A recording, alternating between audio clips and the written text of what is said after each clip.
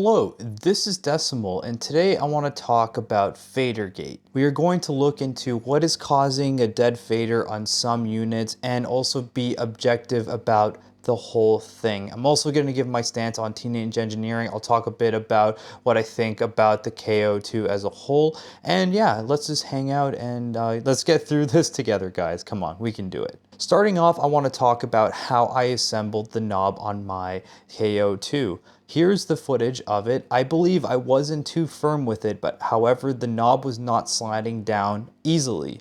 I've also heard that if you have your slider at the top or the bottom and not at the center, your slider will be able to take more force without damage. I don't know if this is true. This is what some people are reporting. There has also been reports that some people are getting a dead fader on arrival, and here is some evidence. I believe this has to do with shipping or storage, and if you look at this box, there are marks that perfectly align with the slider and the knobs, which shows that there is some sort of pressure or force on the top. And of course, there's only a paper thin housing for protection, which in my opinion is a flaw in design. You need something a bit more solid to protect the unit. When my fader stopped working, I did everything possible on the software end to repair it. Right after I realized that it's a hardware issue, I sent an email to the local shop I bought it from to inquire about warranty. I still have not heard back from them. Now, dealing with TE is a whole other ballgame, and I would suggest before fixing it yourself like what I did, go through the proper channels of trying to get a replacement or a refund. However, there is also another thing as well. You might be able to repair this without opening it up. If you could somehow stick tweezers down and be able to bend these pins downwards, you might not have to take one screw off this unit. Not sure if it's possible. I decided to take it apart. You know, I love doing this type of stuff, and you know, it was fun.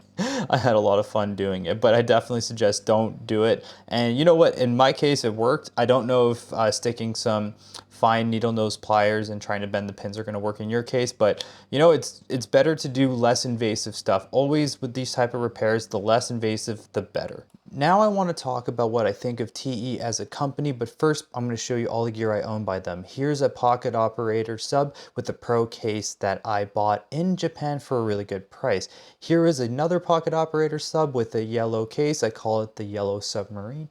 Then I have the Tonic that has a broken screen. It's actually my favorite pocket operator out of the bunch, but yeah, it has a broken screen on it. So here is the robot with a MIDI extension on it, which is super cool. I actually did a video on that. You should check it out.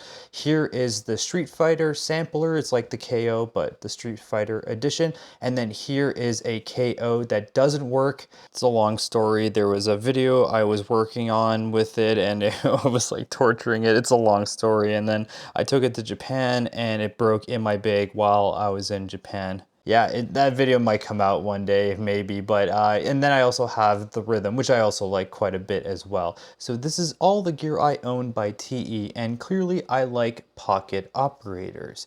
Before I comment more about what I think about TE, I actually talked to them at Super Booth. I'll just play the clip and then I'll comment afterwards. The more original pocket operators besides the KO is definitely the one that's like currently available. I also did probe a little bit about a pocket operator 2.0. They said they're definitely interested, and if it was in the works they wouldn't tell me, and yeah, they were very vague on that, so I wouldn't put my hopes too high up on it, but I was trying to like poke them and be like, that's what I want a version 2.0, so yeah. So in person, they were quite nice, but however, I think as a whole, TE kind of has a bit of an attitude. I'm not saying it's good or bad. I'm just saying it's a thing. It's a style, I guess you can say. Like a perfect example of this is every other booth at Super Booth was pretty normal, and then TE rocks up with, you know, some cars and some picnic tables, and they're drinking their own beer. So it's like, you know, it's just a style, I guess. But yeah, let's get back into Fadergate. So a way to prevent this, and I hope, you know, people from TE are watching this, is you rigorously need to test things out. I'm aware about price points, and this is obviously a valid thing, but if you have to spend, you know, 1 to 2 to 3 to 4 to even up to $10 per unit to have a fader that's a bit more reliable, whatever engineering that needs to go in, you should do it. Another thing too is I'm the firm believer in testing processes. You need to drop, break, smash.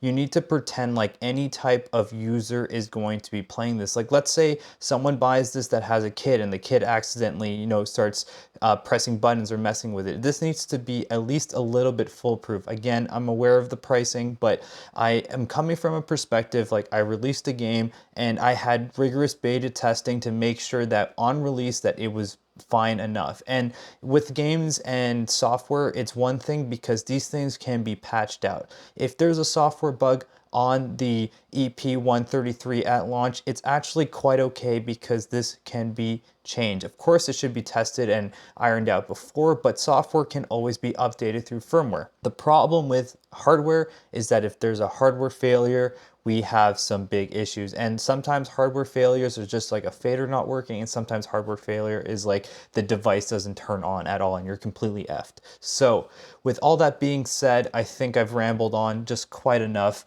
and I really hope that everyone's, you know, devices are working. I hope you know that I'm trying to come off objective in this. I wouldn't consider myself a TE fanboy. I do like, you know, pocket operators. That's true. I do like pocket operators. And I do like the K.O.II. You know, I don't think I'm in a place to review it, honestly. There's so many reviews on YouTube. I'm a crazy dude who likes to play with robots and stuff. So if you're looking for a review on the unit, maybe talk to someone else. Like, yeah, I don't know. Maybe I'll make a review on it. I'm so busy. I'm tired, man. Like, I'm just like really tired. I was playing with Roberto all day today. Like, we were just like hanging out like bros, you know.